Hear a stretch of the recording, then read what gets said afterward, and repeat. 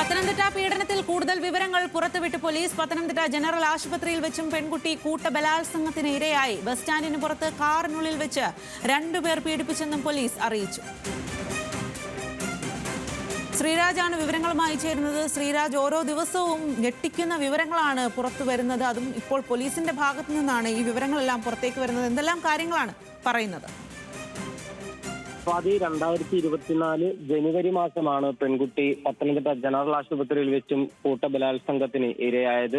നമ്മൾ നേരത്തെ അറിഞ്ഞതുപോലെ തന്നെ ഈ ആദ്യ ഘട്ടത്തിൽ അറസ്റ്റിലായ 5 പേരും പെൺകുട്ടിയെ കൂട്ടബലാത്സംഗം ചെയ്തെന്ന കേസിലായിരുന്നു അറസ്റ്റിലായത്. അതിനു പുറമെയാണ് ഇപ്പോൾ പത്തനംതിട്ട ജനറൽ ആശുപത്രിയിൽ വെച്ചും ഈ പെൺകുട്ടി കൂട്ടബലാത്സംഗത്തിന് ഇരയായി എന്ന വാർത്ത നിലവിൽ പോലീസ് പുറത്തുവിടുന്നത്.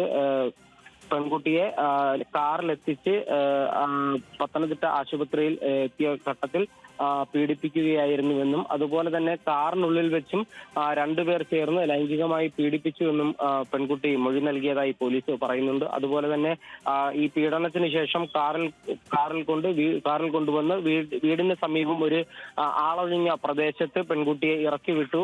അതുപോലെ തന്നെ മറ്റു പ്രതികൾ പിന്നാലെ ഈ വാഹനത്തിന് പിന്നാലെ ഉണ്ടായിരുന്നു എന്നുള്ള രീതിയിലുള്ള മൊഴികളാണ് നിലവിൽ പോലീസ് പുറത്തുവിടുന്നത്. എന്തായാലും നമ്മൾ ആദ്യഘട്ടത്തിൽ വാർത്തകൾ പുറത്തു വന്നതുപോലെ തന്നെ പെൺകുട്ടി വീണ്ടും മറ്റൊരു കൂട്ടബലാത്സംഗത്തിനും ഇരയായിട്ടുണ്ട്. രണ്ടാമത്തെ വാർത്തയാണ് ഈ പെൺകുട്ടി കൂട്ടബലാത്സംഗത്തിന് ഇരയായി എന്ന വാർത്ത വരുന്നത്. ആദ്യഘട്ടത്തിലും 5 പേർ അറസ്റ്റിലായത് സമാനമായ രീതിയിൽ ആളൊഴിഞ്ഞ പ്രദേശത്തെത്തിച്ച് പെൺകുട്ടിയെ കൂട്ടബലാത്സംഗം ചെയ്തു എന്ന കേസിന് തന്നെയായിരുന്നു. അതുപോലെ തന്നെ സംഭവത്തിൽ നിലവിൽ വിശദമായ അന്വേഷണത്തിന് പ്രത്യേക സംഘത്തെ നിയമിച്ചിട്ടുണ്ട്.